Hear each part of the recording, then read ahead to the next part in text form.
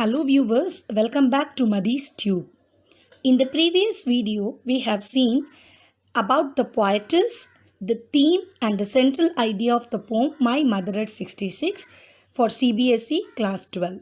So in this second part, we are going to see about the poem.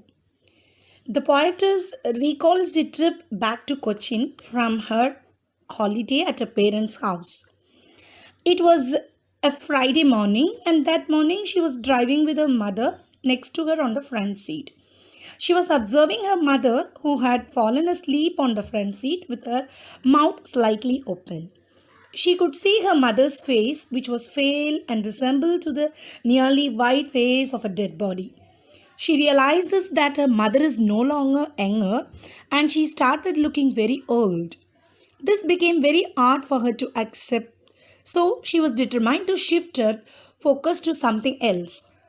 So she turned her face away from her aged mother and started looking outside the window of the car. She started looking at the trees they crossed while driving. It seemed to her that the trees were running a full speed past her because of the moving car. It seemed that those trees would have been young if they could move at such a fast pace. She also saw children coming out of their house with their face gleaming with excitement. After crossing the sides, they reached the airport. Till now, her mind was busy and distracted due to those sights. But now, when they were going through the security check, she was standing a short distance away from her mother and saw her old mother. Again, her mind was filled with the same thoughts. She could see her mother appeared extremely pale and lacking vigor. The poetess compared her mother's face with the winter's moon, which is slightly faded on winter's night. She recalled her childhood fear of losing her mother one day, that her mother would die. This fear afflicted her many times before again this thought was tormenting her. However, she did not let that fear show itself on her face. She smiled and waved a goodbye to her mother.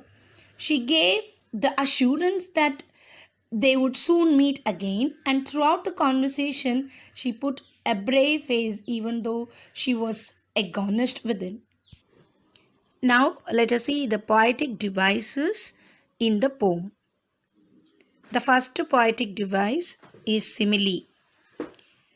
Simile is a figure of speech involving the comparison of one thing with another thing of a different kind. It is used to make a description more emphatic or vivid. The use of simile in the poem is face ashen like that of a corpse, pale as a late winter's moon. So the poetess is comparing her mother's face with a corpse and a late winter's moon. The next poetic device we are going to see is personification.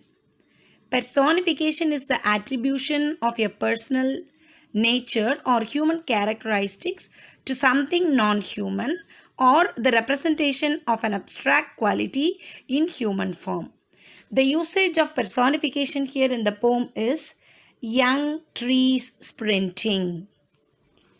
The next poetic device we are going to see is metaphor. Metaphor is a figure of speech in which a word or phrase is applied to an object or action to which it is not applicable literally.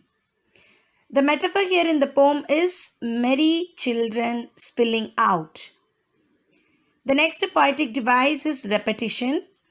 Repetition is none but the action of repeating something that has already been said or written.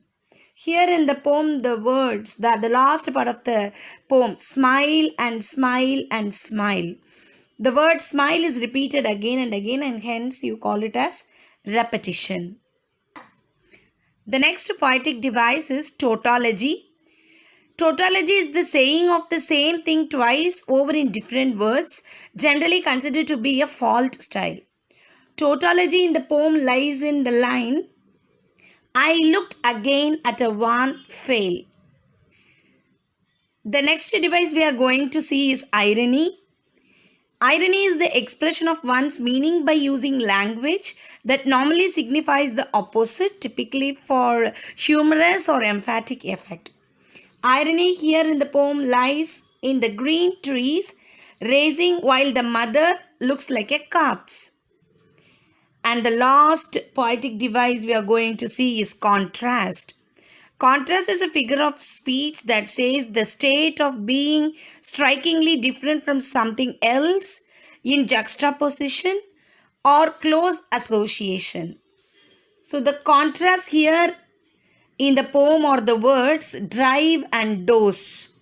They provide a good contrast and they are giving images of dynamic activity and passivity respectively.